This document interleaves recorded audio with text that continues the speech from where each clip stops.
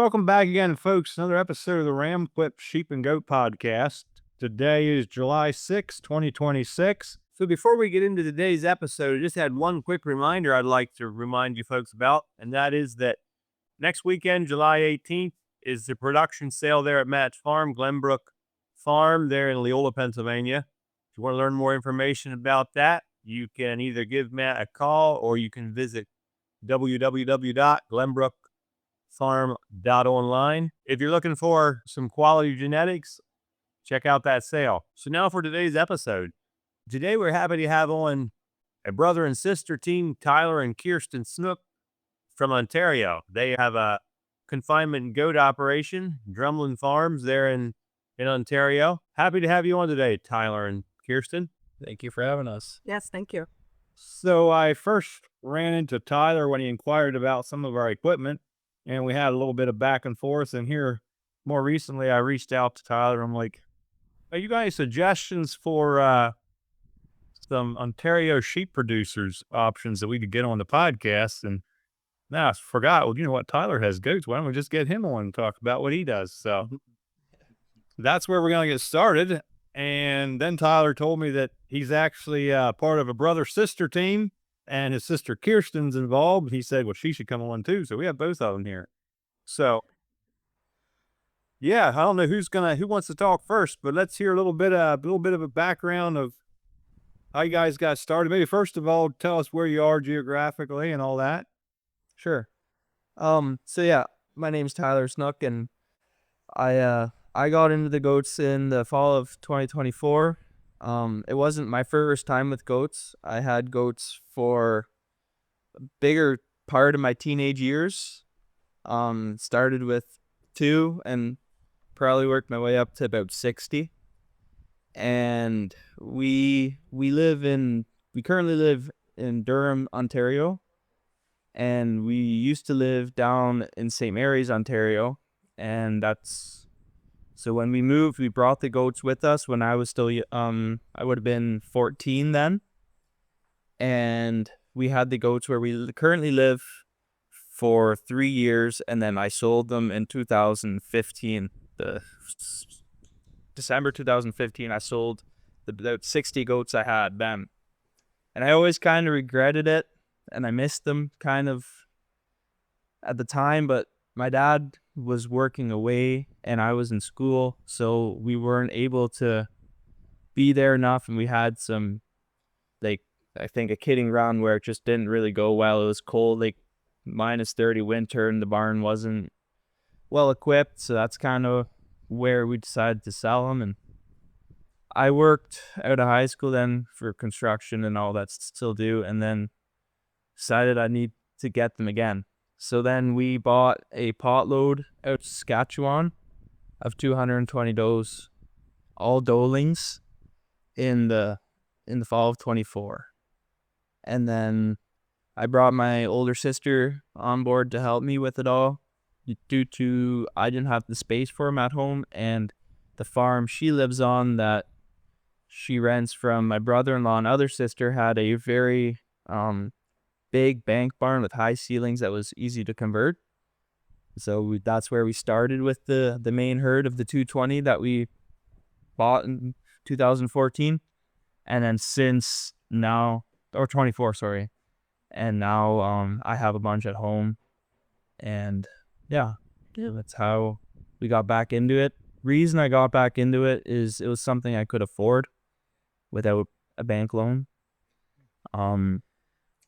And just watching the prices over the years from when I sold them to now, they never went down in those 10 years, over 10 years that it was.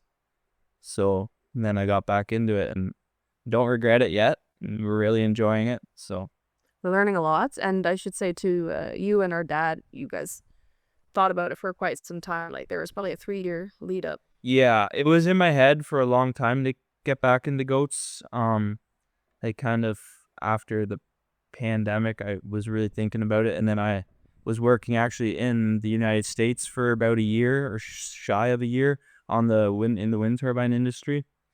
And that's when I found this specific goat producer in Saskatchewan. And I wanted to buy all my goats from one place. I found with the goat industry, sheep industry, I think it's easier to buy a bigger startup herd. But in the goat industry around here, I don't know many people with big numbers that are in the meat industry side of things. I know a lot of dairy goat operations, but not many meat goat operations. So that's where we decided to get them from the West. It was a bit of a risk because I never saw them before I bought them. I just took someone's word for it. And I think that showed. We had probably a 10% fallout, just shy of 10% within the first year. Some mistakes were mine for sure, so I can't just blame the goats, but That's not terrible though, bringing it from a different environment, and Right. you're always gonna have some of that. More so with sheep and goats than with cattle, I think. yeah, They're just creatures that like their system they're in and adapt to it. So anytime you take it out of that, that suits them. Right? and they were range goats, like they were born outside, raised outside, and then they came into a confinement barn, and we keep them inside. So it was a change for them. Well, you keep talking about these goats. Now I want to know what breed they are. Or I have a picture in my head. I'm gonna say they're primarily Keko cross. If I like, at first I didn't know, like there's a lot of Boer influence, but I would say there's a lot of Keko in them with the coloring that there is in there. There's a lot of jet black goats, like fully black, which I'm told they're Spanish black.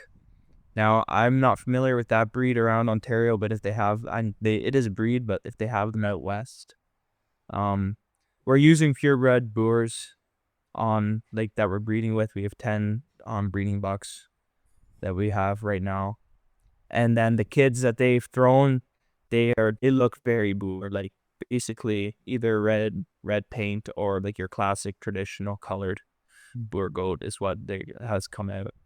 I would like to get away from how colorful the herd is, but it's every color is in there right now. Yeah. That's the Kiko breed is a little bit like that from my knowledge, but Yeah, they're quite a bit of color variation. You're thinking of breeding more towards spore goats. Is that what you're working towards, or maybe? currently, yeah. When we bought the goats, we right away bought 2 different genetic lines of bucks, a purebred Boer bucks, and then last summer I bought 3 bucks from the West on an online auction that the price was right. So I have 3 different genetic lines with the 10 bucks I have, and now my goal is to keep the herd close for at least 5 years and keep growing with what I have and just not bring in outside animals for now, just to keep it as disease free as possible. And just from all the different, like you hear a lot of different stories of things going wrong when you bring in from outside herds. So you have to test for sure, but Right. But yeah, I like the Boer goats for now. I could maybe see if there's a benefit of having, like right now we're commercial and we're staying that way. If there's a benefit of crossing something in there for a stronger mother animal, I would definitely consider that. From what I see in the Boer goats, they do pretty well in confinement. In some parts of the country, they do good out in a pasture or range environment, but here in the eastern part of the state and in the southeast, where it's more hot and humid, parasite pressure is usually too much for them. It seems like, but in a confinement operation, yeah, I mean, boy, those things they are some pretty efficient and real meaty little guys. Yeah, we had like the vet, like especially when our early kidding, like we kidded in December, like we raised them more in the colder months of the year, and they did really well. Like the barn was warm, but like it wasn't this humidity and this heat that we really experienced the last 4 to 6 weeks, where we had a group that kidded later, and I could definitely tell they grew a bit slower. They didn't eat as much just because of like we had some extreme heat, especially last week and the week before. Like I don't know, you guys are Fahrenheit, but it would have been high 80s, Yeah. high 80. Over 35 degrees Celsius. Yeah, and then very humid. So We were in the low hundreds, so Oh. yeah. I'll take the high 80s. The last couple of days here, but yeah, that puts a damper on it pretty quick. Yeah, I got some ram lambs. They're out in pasture, but boy, that heat was it was beating them up. Yeah. Especially when it changed. It was a pretty big swing. And we were having some nice cool nights yet and stuff. And then boom. Yeah. The one problem we faced with the heat like the last couple of weeks is the creep feed and the creep feeders would get a little sticky and stale quicker. Even though in the bag it's in a nice pellet, I think the way the goats eat, they crush a lot of it, and then you get a lot of powder in the bottom, and it gets a little damp from the humidity, and then the flies are on it bad, and that really slows down the intake of the creep feed in the grower pens. But Yeah. everything is sold now, so we don't have any more kids right now. Gotcha. So where should we start with this? Should we talk a little bit about your well, let's go ahead and let's start with your when do you kid, when do you breed, when's your breeding season, and then I'd like to hear a little bit about your building and your setup. Sure. So we've kidded them all at once, and they're about to be bred. Actually, the bucks are going in 2 weeks. We are sticking to once a year breeding right now, primarily to hit the market of Eastern Eid, which is in April, May. That's when the prices seem to be like very strong.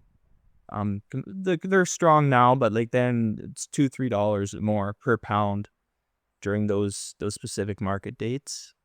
So they've all kitted out once now. And yeah, so we're going to be breeding here in the middle of July. And we had luck with that last year. We did have some that didn't cycle or didn't catch, but then about 6 weeks to 8 weeks after they all started, and we caught those last ones. Those are the ones we just sold the kids from actually just now. We aim to sell the kids at 65 pounds, weaned off the mother. We don't wean them prior, and we don't try and finish them.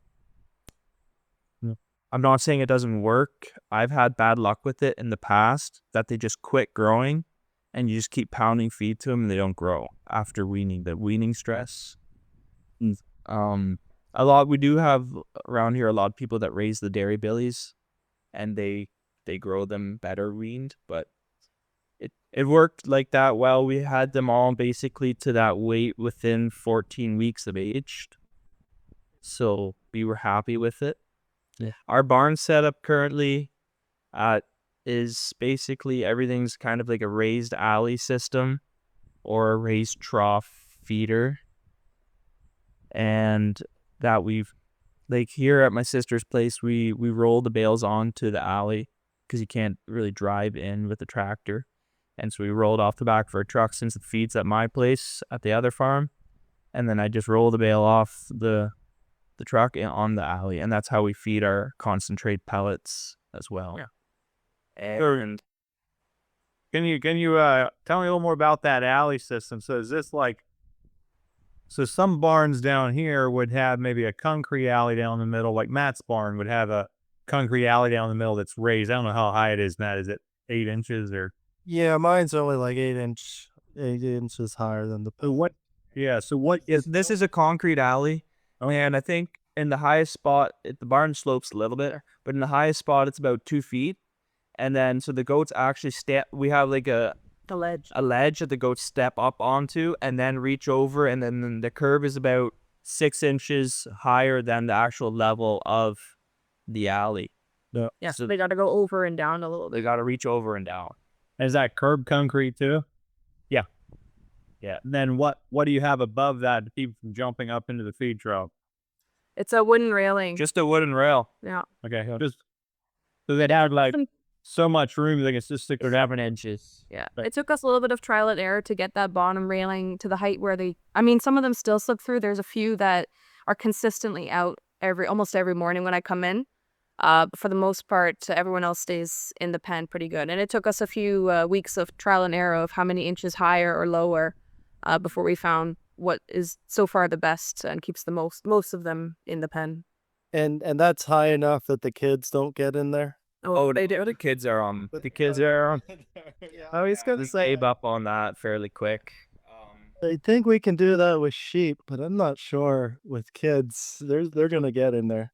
They're pretty acrobatic little animals. I actually find I don't mind it that they're on the alley because they want to eat hay. Like we feed baleage. We don't feed any dry feed. It's all baleage. I try to make my feed around 45% moisture. I like it when it's wet versus dry. They eat it better, less waste. And I find if the kids are on the alley, they start eating faster with their mothers. And it's also if they're trying to eat through the like if they're eating with their body in the pen, they often will get like rammed by a mother goat quicker. If they just slip through on the alley, then Goats are mean old beggars, aren't they? they are very mean to each other, which is too bad. Yeah. That they have to be like that. And I have burned horns before, and I had just bad luck with the kids not handling that well, losing some. So everything has horns here. Yeah. And also with the kids being on the alley, they learn to eat the pellets, like that we feed the mothers pellets, and those kids are on the alley and they right away see that and they pick up on the creep feeders really quick. We find from that. So you don't see any. Do you hear some background noise? It's raining Just here. started pouring rain. Oh, what is that? Step inside. Is that better? Can you hear? It's a little better. I can hear it. It's fine. It's just some Yeah, background. it's fine. I don't think when I do the editing, I think it will cut it out. But I just thought I was trying to decide: is my printer making this noise? We're just getting a huge downpour here suddenly. Hopefully you needed it. Yeah, we were dry. It's gone better now. We've got a few inches of rain the last couple weeks now. So. Yeah, we almost got 3/4 of an inch today, and between today and yesterday. We were dry, and then we got an inch the other night and 3 inches last night. So we're good. Okay, now you need heat for things to grow. Yeah. Now it was cloudy and cold today, but anyway. It's a nice break though. Yeah. Yeah. I was gonna ask. Sorry, Matt. No, you're good. I was gonna ask, with these kids going up in the feed trough, do you feel like there's any negative to that as far as does it make any coccidia problems or anything? Not a lot about nor. Yeah, it's good. We had really good luck with that this year. We had no coccidia problems really at all. We were really warned about it too, so we were certainly on the lookout for it. But I must say, we got by this year. We do clean the alley basically. Like the amount of goats at this site here like, at my sister's place to eat 1 bale a day, basically to clean up. So then we always sweep it clean. Every day. And it's not like we're feeding on top of the manure from the kids. We do clean it every day basically. It's a bit of labor, but it's also the barn we got. Like I got the barn. I don't pay rent on this barn. I'm fortunate for that, but I have put a lot of money into it in renovations because the first winter when like the Dolings came, the barn froze consistently and we couldn't keep water lines going. We couldn't keep anything running. So then the year after, so last year, I put a lot of money and I put new walls on basically 3 sides of the barn because it was an old bank barn. And I jacked it all up, restudded it, insulation, then put curtains in it. And now we had one winter and we had working water lines all year, so that was nice. Good. So Just from the heat from the animals. Yeah. Yeah, and a nice cross breeze comes through now in the summer. yeah, we had the last summer we had like no breeze through the barn. It was pretty warm, and now we have the whole thing wide open on the west side, which is our prevailing wind, and it seems to work pretty good that way now. Well, yeah. So these goats, you're kidding them in the same barn. They're always in the same building. You don't have to move them around. No. We don't move them around. Like I have, so right now there's 117 animals at my sister's place, and then they're all mature does. And then I have 66 mature does at the farm I live at, plus 85 doelings that we retained this year. Yeah, from the crappie kids. So we moved some back and forth. Like all the doelings we kept from my sister's farm here, they're at my place now. And I'll be bringing a handful of does back here to give me some space because we have a bit more space here right now. So You have like a certain square footage that you feel like you need for per doe with kids, or how do you figure that out? yeah, we aim for 20 square feet, but I find even more important is that they have feed bunk space, that the does have feed bunk space. We aim to have a foot per goat of feed bunk space. And then we aim to have about one drinker option per about 15 animals. So that there's quite a bit of water options in the barn too. And what are you using for those drinkers? They're all push drinkers. They have to push for the water to come out themselves. And it has just like a little bowl, They were little bowl, just like a little green bowl, and some of them are actually cast iron and black. Yeah. I don't like standing water. I find goats then soon their water intakes then aren't as good, and I like to be able to clean it as much as I can. So those little water bowls are easy to clean, and I find I get trained on it really quick. Fair. And Yeah, because the doelings that you just mean the other week, they are already on the. yeah, they're already on push drinkers, and it works fine here. So they see their mothers do it, and they learn fairly quick. So, and they're easy and cheap. Yeah, I wouldn't have thought they would pick up on that right away, but I guess. Yeah. No, they do. Yeah. Yeah, no, that's how we do the water. And that we mostly do in the pen. We don't have them on our alley. We have them either on the back wall or in the bank barn. There's posts, a lot of posts, so I drop them down on the post, and that's how we do it. We don't have them on the feed alley. But yeah, I know. I see a lot of them in some of the Canadian barns and some of the UK type setups.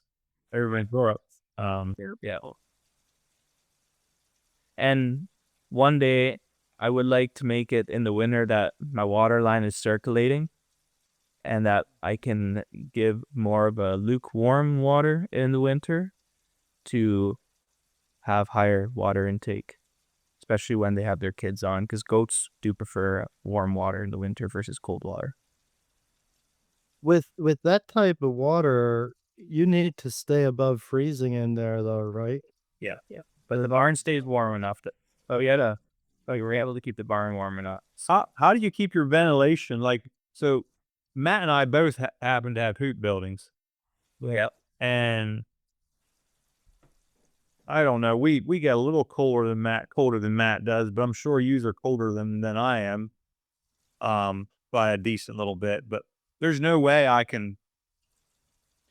I mean, Matt, you use those long pipes for your lambing jugs, like that are like a 6-inch PVC pipe that runs along the back of the pens. He has holes cut at each jug.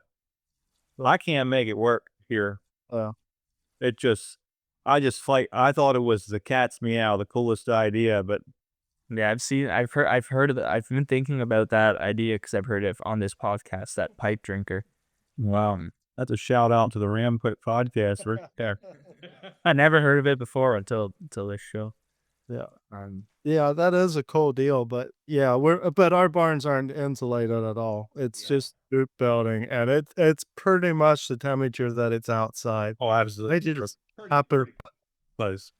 I just happen to live in a warmer country than Leon, so for the most part, it works for me. But Yeah. we get someday. This year, my winter lambing, I didn't use those tubes at all. It was just we had 2 weeks of just cold, and it just wasn't going to work. Yeah, Matt told me, you just, you put some in the morning and put a little in the evening, but don't fill it all the way up. That way it's not rock solid. I would try and baby it, and I'd soon just have ice stacked up and I couldn't put more water in. And the reason I ask you is I like the idea of those waters. Now I just gotta figure out how I can keep them from freezing in my barn. So I know a dairy goat producer that has them in her barn, and she has the water line the same height as the drinkers, and then but it's a steel water line, so the goats can't, like, if it's plastic, the goats will break it. It's a steel water line, and then she just has the drinker right on a T on that steel water line, and then the water line keeps going, and it just runs in a circle in her barn, and it just comes back to the milk house where she has a heated water pump, so that water is always circulating at about 8 degrees. So what I don't know if that is Celsius. Yeah. It doesn't freeze, and then it's just slow rotation of water the whole time in that steel pipe. Yeah, I could see that working That's how she because you're close enough to that Yeah. with your water. Yeah. That's interesting. Something to think about for sure. Yeah. How do you keep your air quality good and Brendan like had its moments this winter. Yeah, we definitely had some days where I had to open up some windows more than maybe would have been comfortable. But we also have vents in the ceiling, like going up onto the the second floor of the bank barn. I think that helped out a lot. Yeah, we can open a lot of ceiling hatches There's a lot of holes in there, so to try to just draw up that stagnant air a bit. So then, like, our barn has 3 sides that have opening available, and the north side like has the you guys have bank barns where you guys live, like where the dirt is completely piled up to one side, so you can drive up onto the second layer. Yeah. So the north side of the barn has no openings, but then the west side has full curtain, and then our south side and our east side has windows. So then what we'll do is we'll just open windows cracks Yeah. versus the curtain, because the curtain right away lets in a lot of air because it's 68 feet long. So then we just use our windows to let in a little bit of air. And I find as long as the barn's relatively clean, it's not too bad. It's when the pack gets to about cleaning out time is when it gets the worst. If the barn is fairly clean, then the goats don't make terrible air. Versus, like, we have pigs, like my dad has pigs, and like that's a whole different story of keeping air fresh in there. Yeah. How high is your ceiling height in this barn? In this barn, it'll be about 12 feet. Okay, so it's a little higher than when I think of a bank barn. Yeah, this is a really lucky bank barn. Most bank barns you can't get a loader tractor in, and this one you can. Yeah. So, And then on my farm, it's 14 feet. okay. But we have ventilators. That's a newer style barn. Like it was actually a beef barn built in 09, and it's got the ventilators and everything in it, so it stays fairly good too. Yep. What are you betting with? Straw Straw, and the hay they waste, I guess. right? Yeah, goats waste a lot. I haven't really found the foolproof way. Hmm. Chopping the hay, like with the baler, because we don't feed TMR. Like I would like to feed TMR one day so that it can be finer. But right now it gets to like 6-8 inches of length through the bale, the rotor cut. And then if it's in the 40%, 45% moisture, they eat it pretty good, that they don't waste too much. But So even with that style bunk, they waste a bunch yeah. because, like, I find mostly if you have it where they have to, with sheep, if you have where they have to stick their head in and eat, they don't waste as much. But if you have it where they can just grab a mouthful of hay and pull it out, and then half of it falls on the ground, that's where they really waste it. Yeah. Um, I think with the goats, like you probably, like they're so competitive with each other. yeah, they do a bit of both. Like they absolutely stick their head in and they stay there. But then there's others that just want to grab a mouthful and get the heck out of there because I think they just are a little bit more bullied. Or they don't want to be crowded or they just like to stand back and chew their hay there. I don't know. A bit of both. Yeah. We do. There is, yeah. You have to kind of account that as a loss and as something to remember. Like you think, go eat X amount a day in weight, might as well add a pound to that for waste. Yep. Maybe not a pound, but they are going to waste some. And I think once I have enough goats where I can justify the TMR system. Yeah. You need enough to do that, because I go through that scenario with sheep producers a lot, where it's like, well, I'd like to do a TMR or something to quit wasting as much hay. But if you have 100 to 200 ewes and you're wasting 10%, that doesn't buy you a whole lot of TMR equipment, you know? And you hate to see that waste, but And that's the reality. there may be more benefits to TMR. I don't know. You could depend on Yeah, there is definitely other benefits as well, but looking at it just from that perspective, um, yeah, yeah. And how many goats do you think you need before you would be at a place where TMR would? I'm thinking like definitely past 600 before it's gonna come for us. Like with my sister's barn and the barn at home, I'm kind of still not fully finished it. I think we can keep about 450 head of goats. That's not, might not all be full size nannies, because like you're always gonna have doling somewhere, which is smaller stock, which takes up less space. But we can get, I think, right over that 400 to 450 mark, and I'll definitely be forking hay for those still. I think it's once, like the goal is to build, but we got to kind of really make sure that the pencils Yep. Right. we make that move. And that's not all bad, because you can figure a lot of things out, how you like, how we want it, what works, what doesn't. You're ready. Yeah. I just told somebody here the other day that, one cool thing about sheep is you can do a lot of stuff with baler twine and figure out how you want it before you, Oh, for sure. Like if you don't use nails, use screws, because then it's easier to change, right? Like, we we've done that a few times. Yep. Well, and you commented earlier in the podcast, because it was something you could afford. That's the other thing with sheep and goats is you can get in at whatever level that you can afford. Where if you're talking cattle, it gets a lot steeper, a lot quicker. Yeah, for sure it does. especially in this day and age. Why? Even just to raise a bottle calf these days is basically, you right away need to pull a loan for what, a couple of them. Yeah, yeah, for sure. Yeah. So you're feeding your hay in that raised bunk or walkway, and you mentioned you're feeding a pellet of some kind. Yeah. Is this a protein pellet, or is it have like probably has your mineral pack and everything in there? Yeah. So that was where we actually struggled for over a year. Like I got these meat goats thinking they kind of got to do it like a beef cow, and you throw the hay in, like hay in front of them, give them free choice mineral, and carry on, right? Like kind of trying to be jinxy and cheap, but that just bit me every time. Didn't work. They wouldn't, like we would give them mineral options like that they would basically have to serve themselves, like, but they just didn't want it, and we just had too many poor viewers.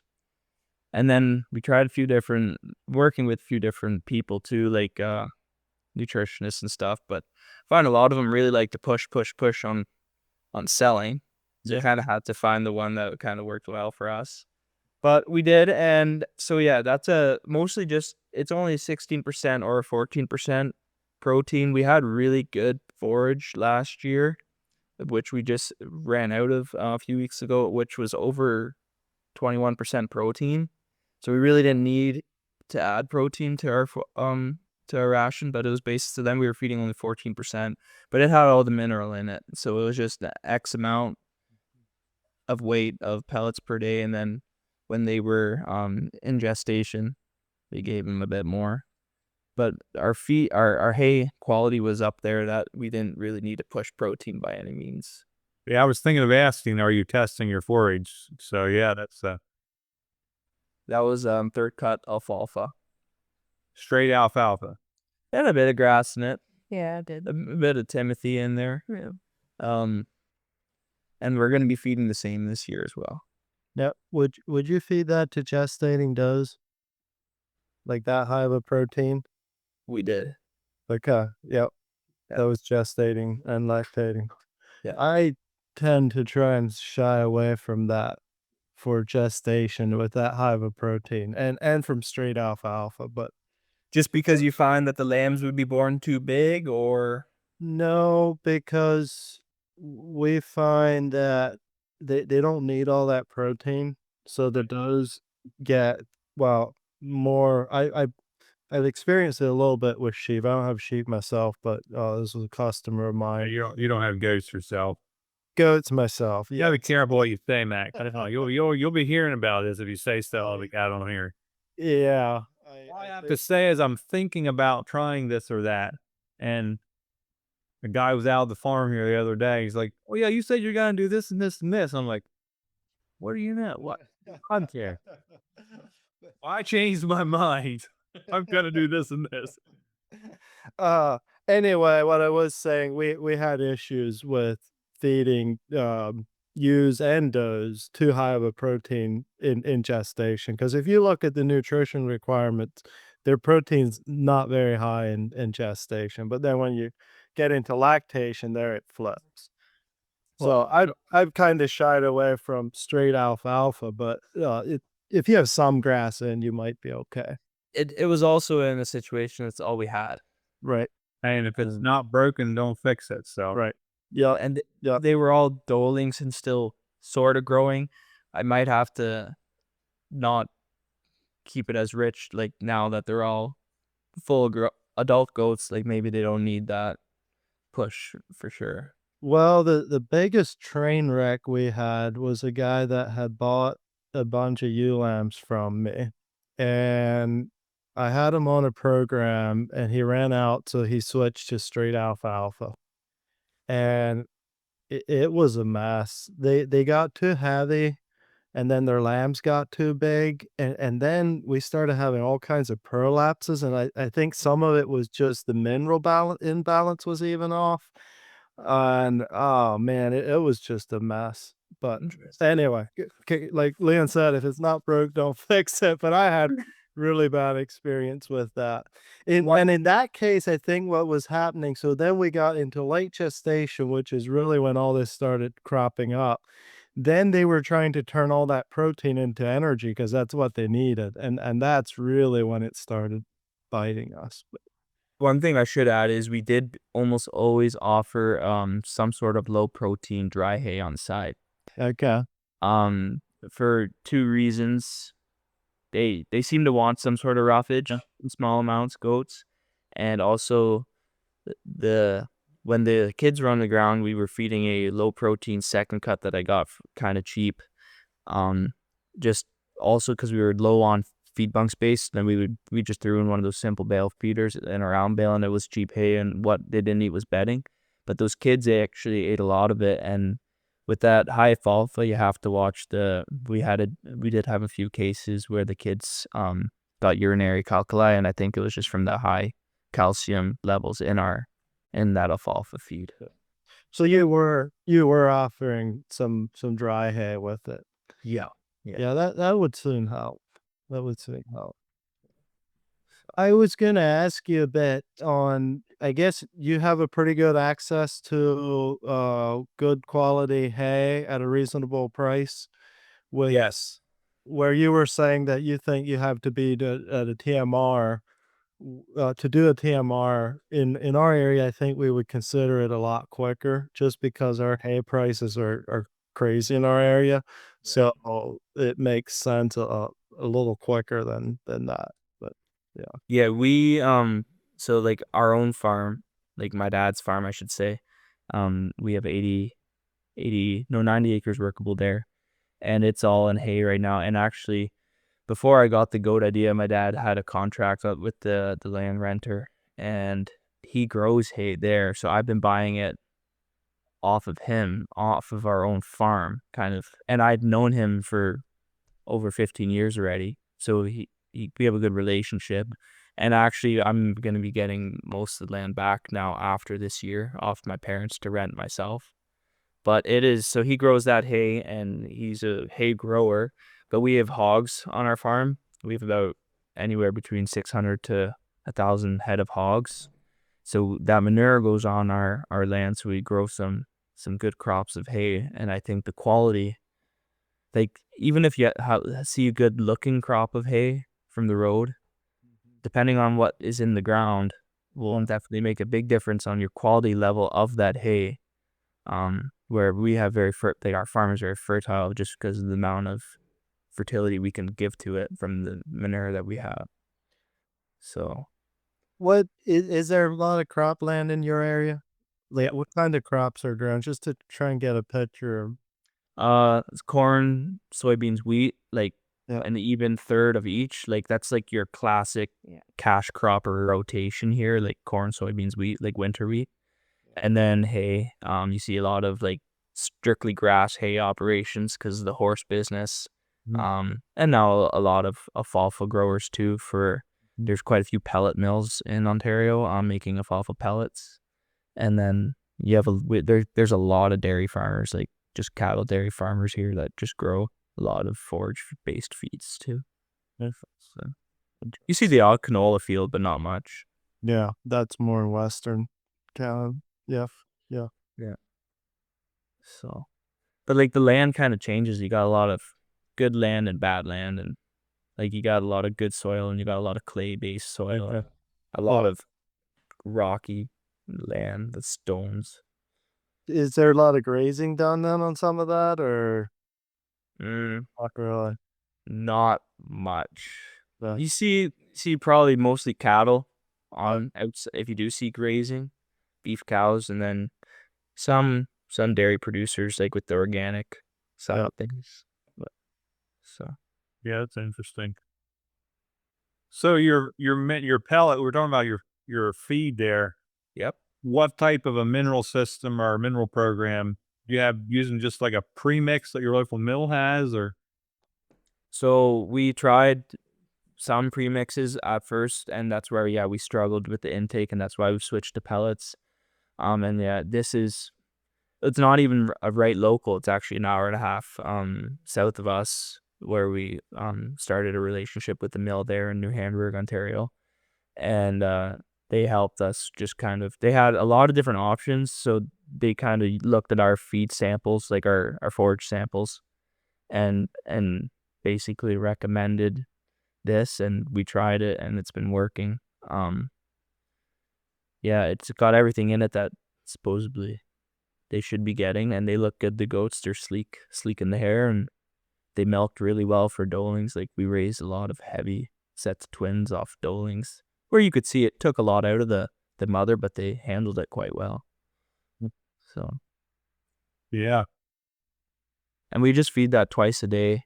We run by with the pail, at whatever amount we're feeding. We're right now really starting to ramp up. We're going to be about to feed just about a kg per day shortly to flush feed them a little bit before the bucks go in.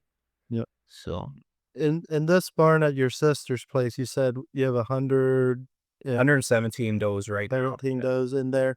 Is that all in one pen, or do you split them up? No, that's in one pen.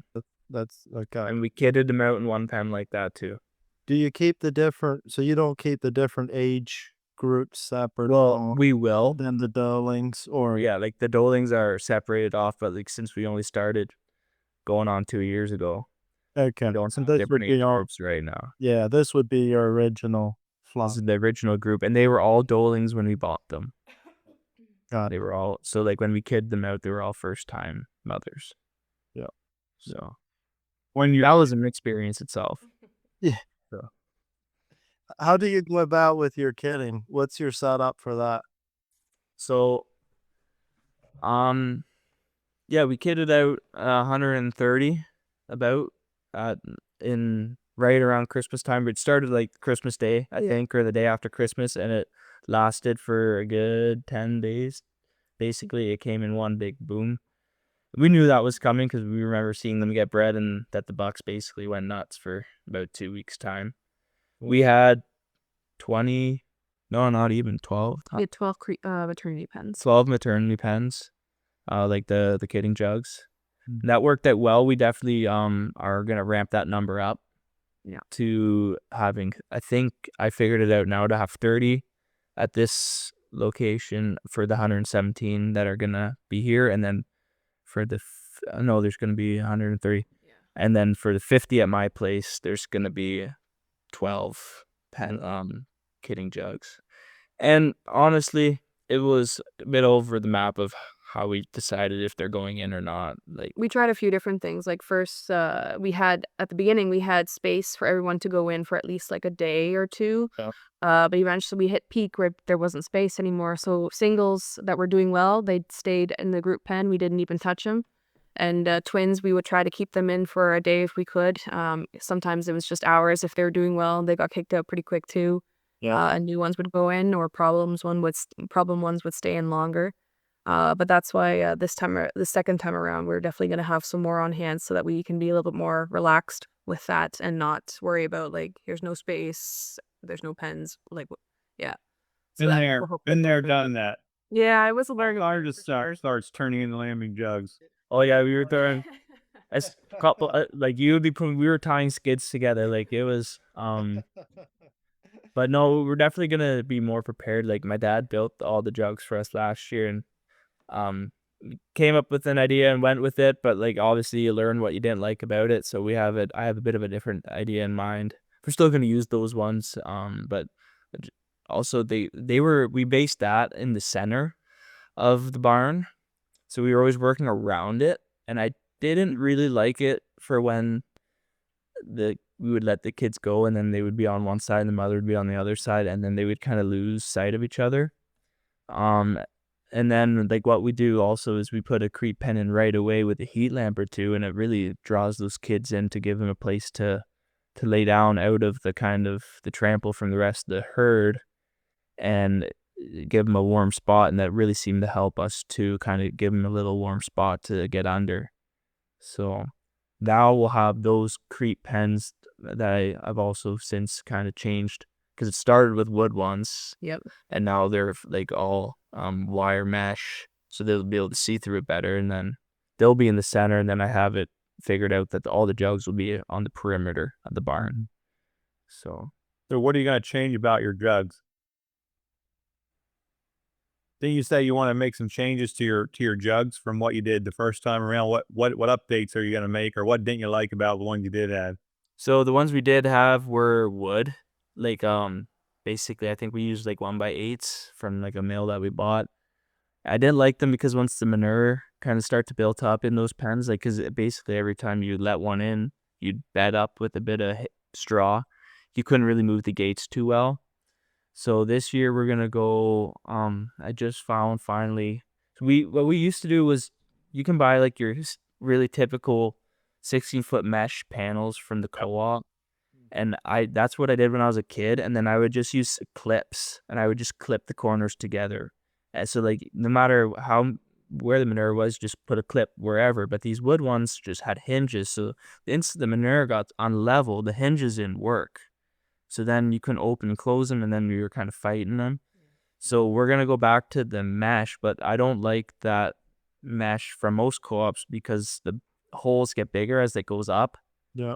And then the goats stick their horns through, and then they're caught. Yeah. So, and I had this old pieces of mesh at home that were like heavy gauge, like that goats can't bend, like if they rub against it to like scratch or whatever.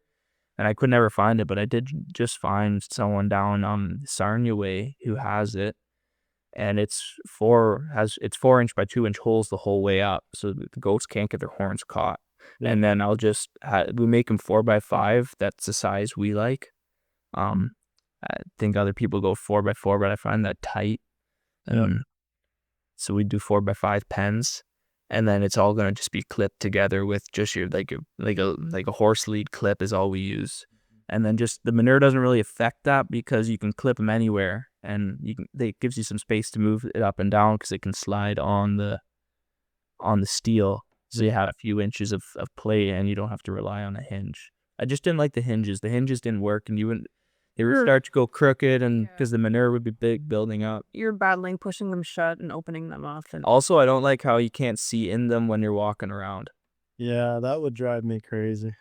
Like you kind of have to go to the jugs and look over top. make see sure you what's look going- in the corner. And, Yeah. yeah. Where now like they'll all be open, so like you'll be able to see Pretty quickly. while you're doing other things. You can glance around, right, and see what's going on. And I think that's important too. Yeah. I didn't think about that, but that would drive me crazy because it's often if I'm, just walking down the feed alley and you look over and you're like, oh, that I need to check out that lamb, you just see things and if you have wooden pens like you're talking, you actually have to go along and look in each one and then you're right there. So you're kind of disturbing them. You can't just watch them from a distance. Correct. Yeah. How do you find them with that big of a group in in in one pen? Does that bother you? Because I've done that with ewes, but I split them down to groups of 30 now because I just that big of a group, it just you get them stirred up and then they all run to one side, or you have more opportunities for them to get mixed up with their lambs. I don't know. I find I think Kirsten and I both, we spend a lot of time in the pen, Okay. Yeah. and Like I walk through at least twice a day. again, we take the dogs in even. They're just quiet around. Like They're pretty used to us. Yeah. I can walk by them laying down and they don't even stir. if it's not feeding time, you can basically walk through them and they don't stand up. Yeah. So how Whenever can you they run is when they want pellets. so I was going to ask, how can you walk in the barn and they not think it's time for pellets? Like They know morning and night. In the come in the middle of the day, they're pretty tame. They don't seem to act up then. And yeah, once I come walking out with no pails in my hand, they quiet down pretty quickly. I thought that was going to be worse. That was one reason why at the beginning I didn't want to feed pellets. Like I was trying to do it with just hay and like trying to force them to eat loose mineral out of the feeder and hoping that would be enough, because I didn't want that, like that it was going to be that crazy bad with And them calling all the time. But it's really not bad. Like even like the barn at home where I have the does at my place and the dolings, we're in and out of the barn for various reasons through the day, not just for the goats. Like we're doing other things, like there's horses in the barn, tractor, whatever it may be. So they see us so much, they kind of get immune to us being around. And it's basically only when it's really that time that they know they're going to get fed, yeah, they blow up for a minute and you get fed, and they get fed and they're quiet. yeah. Yeah, no, so far that's actually been surprisingly not bad at all. Yeah. Interesting. Yeah, I could see that if you're in there more. Right. In my case, we were, bringing him in from outside and hadn't had hardly any contact with them. And then you start lambing and it just makes it more difficult. But yeah. So if you have to go in the pen to put feed in a feeder, I can only just about handle about 50. Yeah, more than I always say when I had to bring like creep feed into the creep pens, I had to walk through obviously the main pen to get to the creep pen to tip the bucket over into the feeder. I definitely got swarmed, but it was, I don't know, like a couple of yards of walking, so I, made it every time.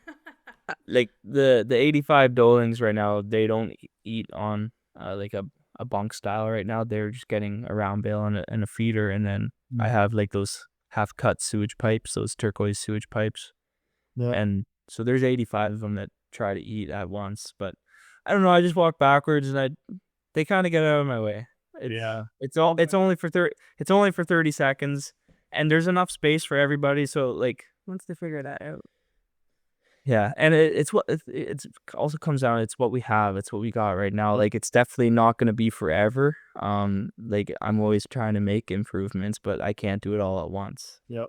No. So he's thinking about trying a universal feeder maybe some point. So it's been in my head a lot.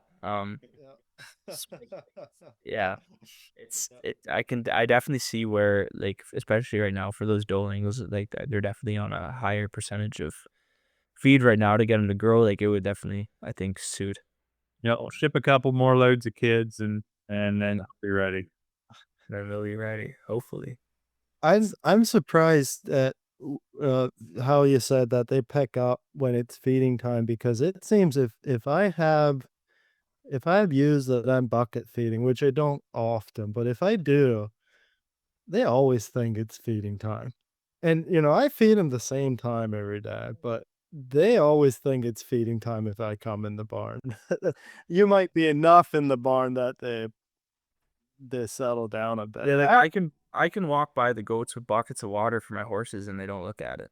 Really? The sheep would never that would if you have a bucket in your hand, I can here's how hungry they can be. So our lambing pens, we feed with buckets out of the bulk feeder. So TMR out of the bulk feeder. Mhm. So I will take an empty bucket, scratch it, feed out of the bulk feeder, and carry it over to the lambing pens, and they will try to eat out of that bucket that I just took out of the bulk feeder. Let's say basically had access to. They had access to it, but now I put it in a bucket, so they wanna eat it. It always He has Canadian goats. I think we will be able to understand that. they're more polite up there. Yeah, we'll give it to him. Yeah. No, yeah, we expected it to be worse. But no, the goats are not too bad for that. In our experience, or maybe someone else has a worse experience, but Well, and we know, or we used to know pretty well a sheep farmer not that far from here, yeah. and we used to hunt on his land, and we would be sitting there hunting during the day, and those sheep did not stop calling, and that was one of the things that we were like, we don't want that. Yeah, we go. Yeah. Like we actually, the only thing we really hear that all day long that can get annoying is our bucks. Yeah. Like the sounds they play, especially when as breeding season rolls around, they don't quit making noise, but they're making noise at each other or at another doe. They're not really making noise for feed, but they are very vocal, actually, our bucks. And they're actually kind of dangerous to feed because their horns they get pretty big, and then they're tame. Like we have yet to really have any aggressive bucks, but they will run you over for feed, and they're 200x amount of pounds, so. The tame ones are usually the aggressive ones, right? That's what everyone's been telling us, but then I'm standing there petting him. I'm like, look at him. That's how I always find it with sheep, but maybe goats is different. But we have to watch it. Like, I certainly wouldn't put like a toddler in there with them. It's not that they're trying to do anything harmful; they just don't know how big they Yep. are. Yeah. Yeah, it's more they're playful. They want to play, but they're huge. They'll so, slow you down.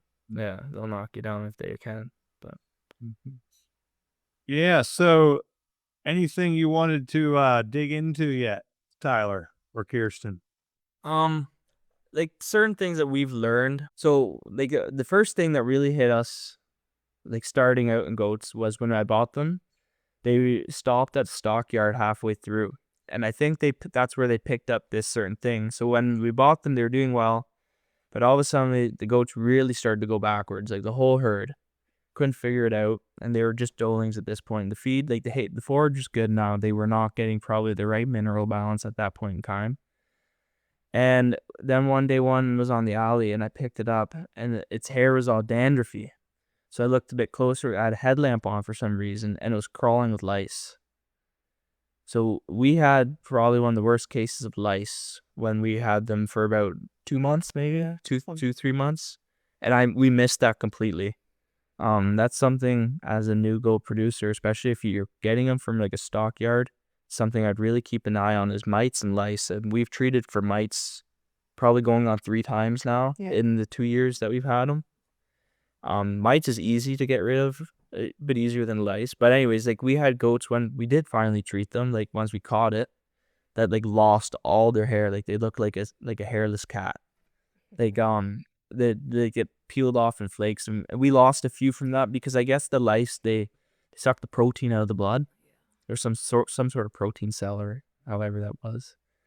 That was one thing we learned the hard way. And then that summer after, I needed hay, so I had to buy in, and the quality could have been something, but the mold. Old, yeah. And then we lost 6 then from listeriosis. Yeah. And honestly, we were basically done feeding the hay that I bought once those cases came out. But then later on, our vet told us like that listeriosis can incubate, and it can take time before it actually affects the brain of the goat. And then all of a sudden you come in the barn and it's standing there either looking at the moon or doing circles, right? So that was too bad. Yeah. What else? What can you think of? Well, we learned pretty quickly during the kidding, a lot of stuff, honestly. But one of the first things was that they do need heat lamps. At the time, it just wasn't quite warm enough for when they were, fresh. We thought that they could do it without it, but we learned pretty quickly after a few that we did need heat lamps. It just wasn't quite warm enough for those first few hours. And especially with those new, like the Dolings, first-time moms, they would just a lot of we just had a lot of cases where they would just kind of look at it and be like, now what? Like it was a painful experience maybe. Yeah. And like some did great. Yeah. Oh yeah, some we didn't touch. Didn't touch them. The cold never bothered them. They were right in front of the door and they were drinking colostrum by themselves. But the next one, just. And again, I still I really talk to someone who knows a bit maybe about the nutrition end of things. That's where I think I lacked. I thought I knew it, maybe I was being a little bit too stubborn and I didn't ask, because I think we had a lot of kids born too weak because I think the nutrition wasn't, or the mineral balance was, maybe the hay was good, but the rest wasn't good while they were pregnant. Where we lost a few kids from being too small, not like 3 pound, 4 pound kids, like those they're not doing it. No. They don't have a very, very big heater. No, the big ones, the big ones, they stomp up on the ground and away they go. It was the small ones that really we lacked on. Yeah. And then we had things like, we thought at first we'd separate the doe that had given birth from the ones that hadn't yet. Realized that wasn't necessary after a while. Yeah, that actually caused almost more stress because then you you have to move them around more, and then you'd be splitting the herd and then reintroducing the herd to themselves. And goats really have a pecking order. Yeah. It sounds cruel, but we used to think, oh, this goat's getting picked on. We're going to take it out, put it separate so it gets a better chance to grow and give it some more feed, right? Get it to catch up. But then the herd will pick another goat to pick on. So we basically. And then you try to reintroduce that goat back to be. You can't reintroduce the one it took out. And then you have another one that's doing worse because it's kind of the low end of the stick for a certain amount of weeks. So now you basically almost designate one. Yep. Which it's out. So I was gonna get goose soon. It's at this point. well, I have to say, I feel like it has improved. I think they were meaner and they're a little bit better now. They still have it's not as blatant to me anymore as what I think as what it was. Yeah. But I don't know if that comes with age or. But yeah, separating them didn't work. And we basically said, well, we're sorry to one or two. And they would always kind of be the bystander and get because they really do hurt each other sometimes, where you think, man, that just was not necessary.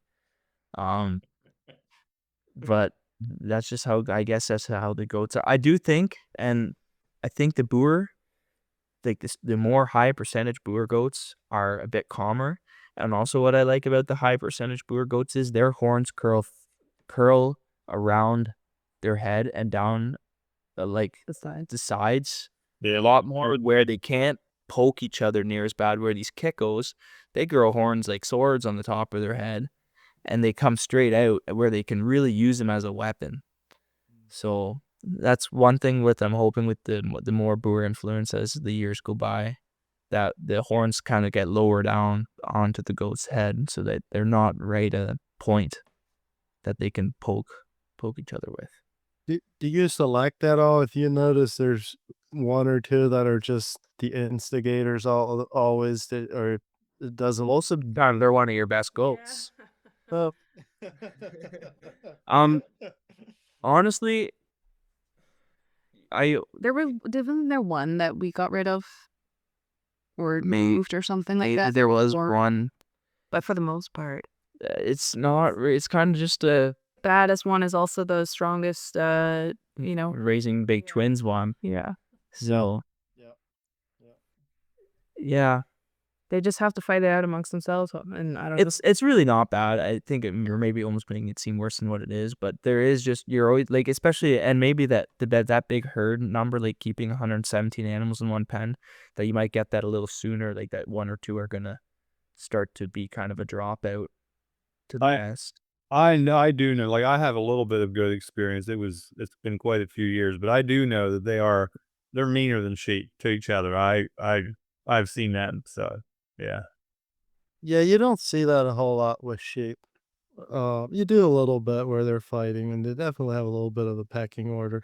The only time when I really get mad at the sheep is if there's other lambs there and they want nothing to do with it. It can be like a newborn lamb, and yeah, they lamb at Yeah, the goats do the same.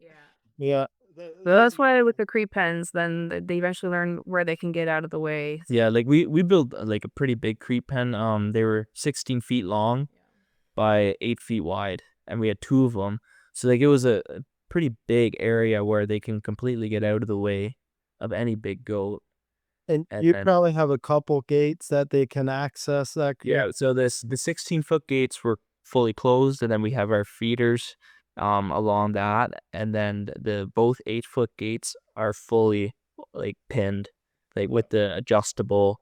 As they grow, they can get a bit bigger. It's kind of since they were doelings right at the end when some of the kids were 65 pounds, we had to make it so big. So then every once in a while, a doeling would slip in there too, like a doe, like a mother doe.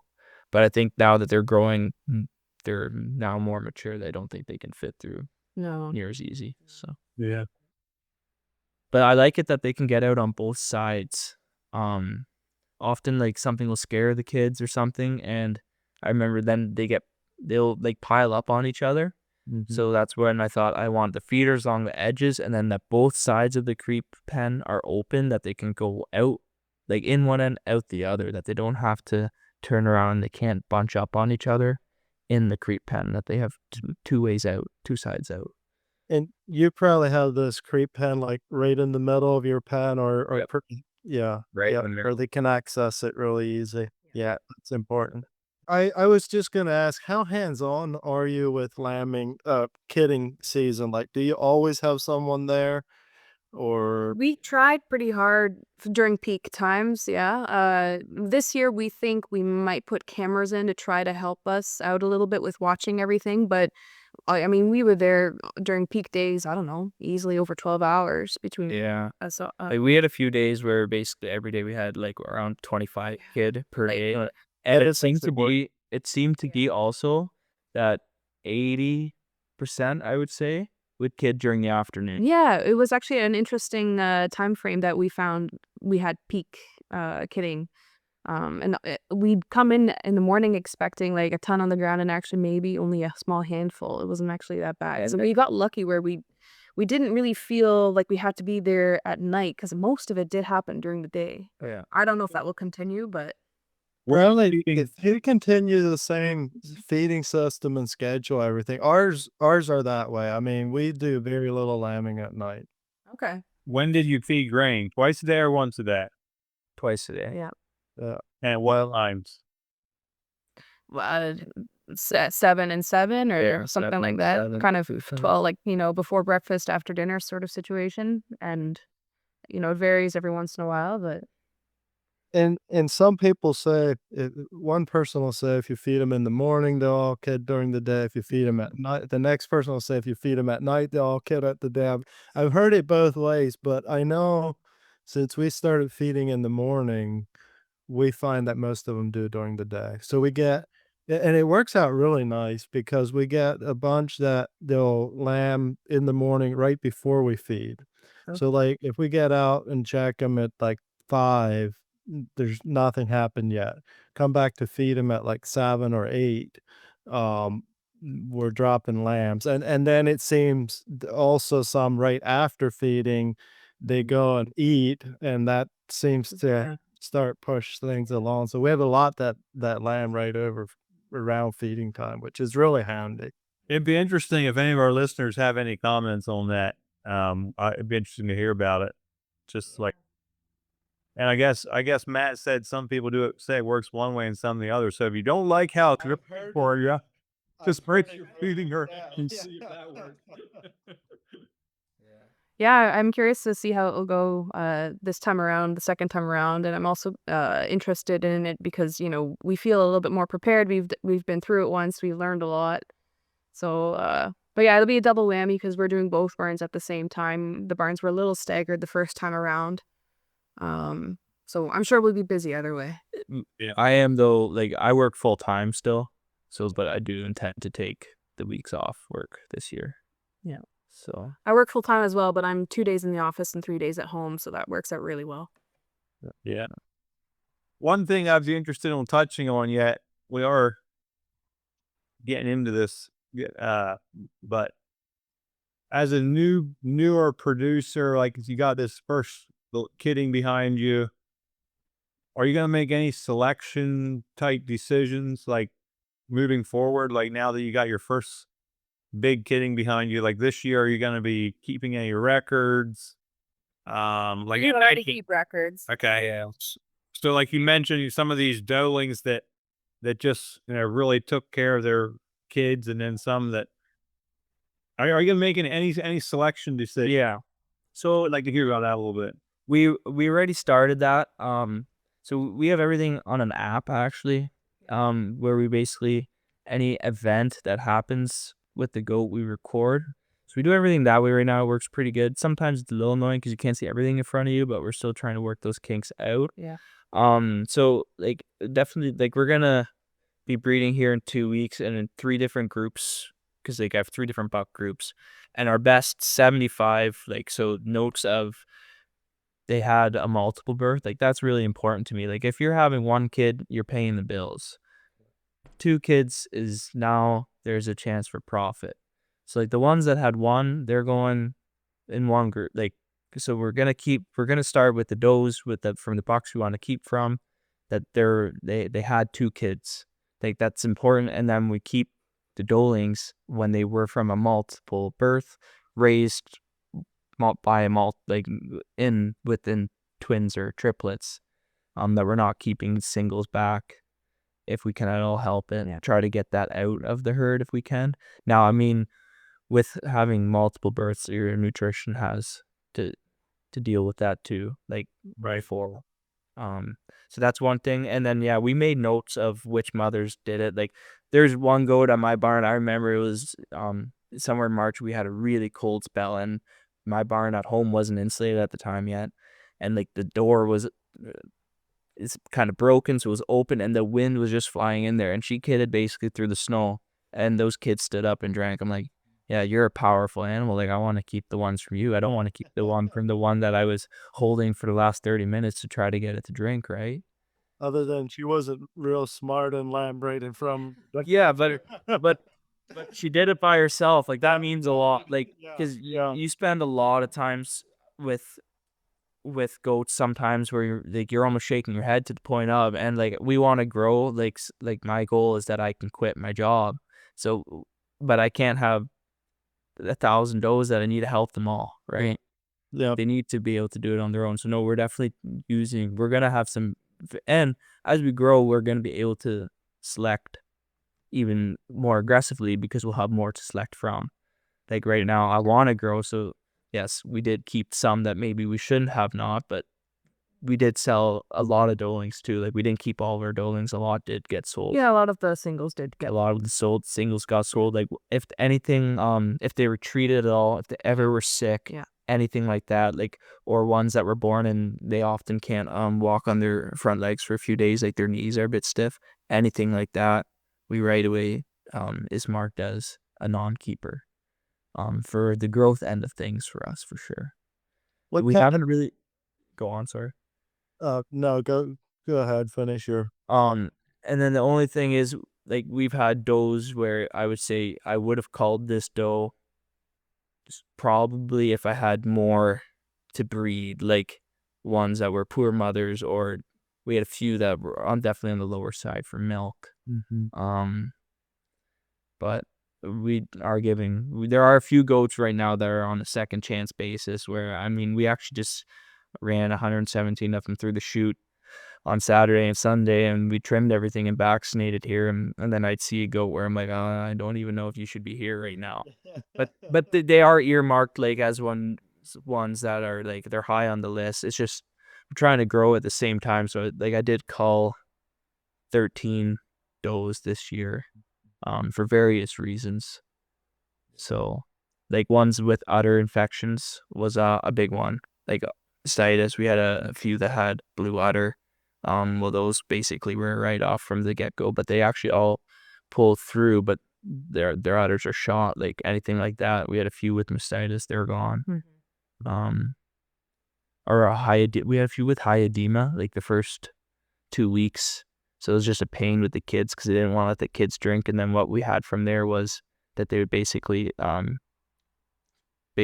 want the kid anymore. So then you have to deal with that, and we don't really like it. What's that? I don't know that I've ever heard that. Like the edema is just the udder gets really hard. You talking about edema is like swelling.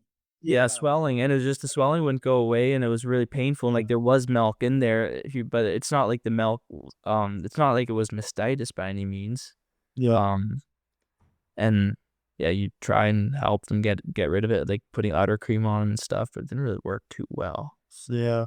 Oxytocin can help with that Yeah, we did that a little bit too. sometimes, but it's usually just a waiting game. Mm-hmm. Yeah, for sure. Yeah.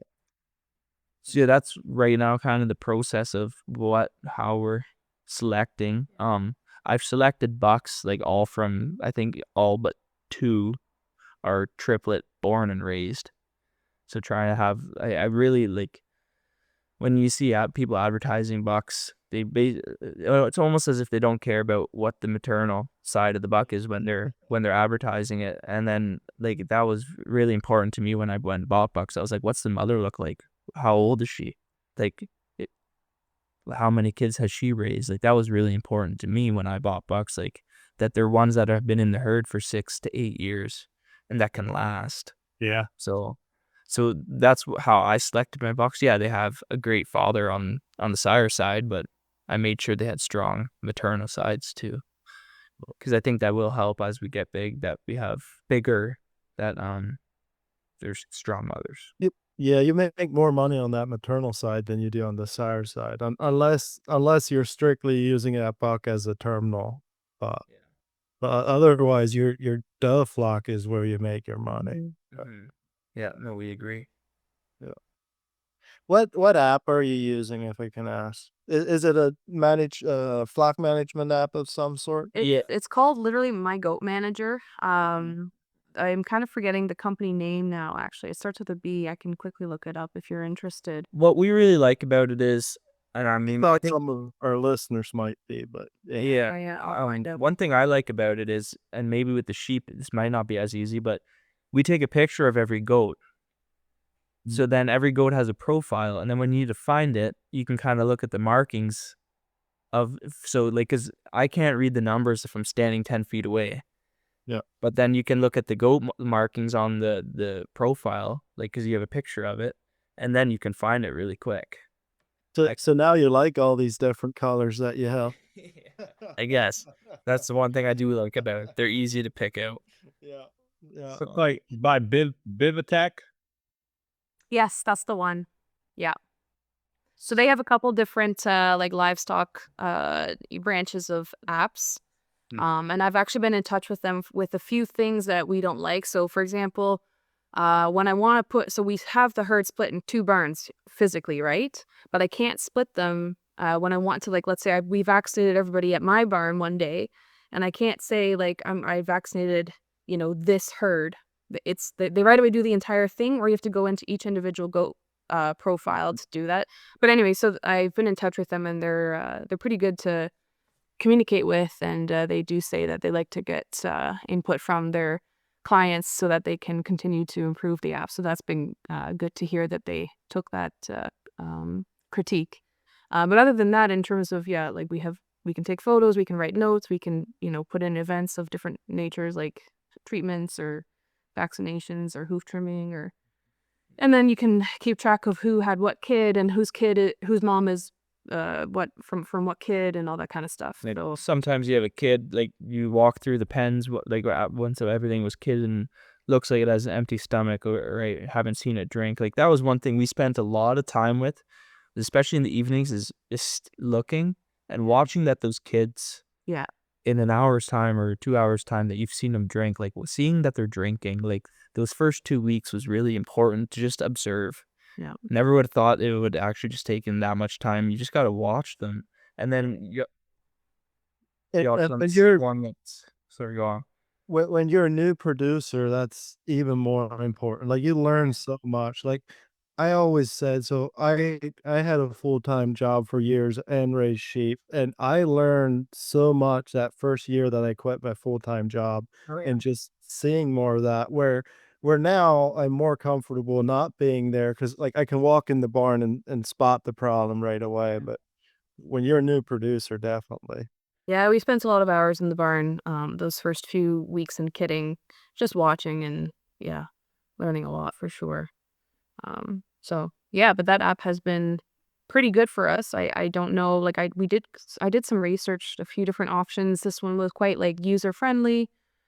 Like I said, there's some improvements that they can make, but I hope that as the app develops, because it's I think not that old, um, that it continues to get better. There's a desktop version as well, which I like. You can do some finance input and output, that kind of stuff. Does it have like electronic EID compatibility with any RFID tag or anything? Not that I'm aware of, no. It's purely manual, put in a number, and that's it.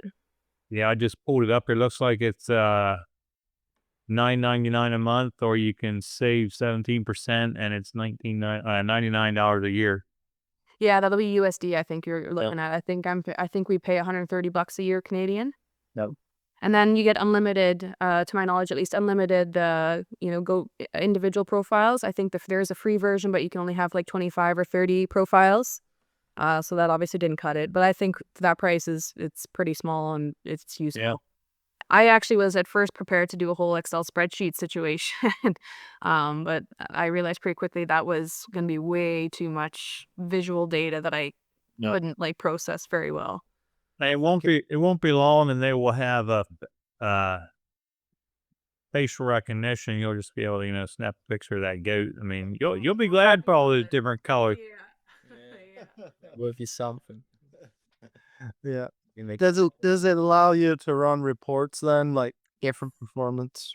Yeah, and like your numbers, your weights. If you put in your weights for your kids and stuff, it'll eventually track that and be able to average it out and all that kind of stuff.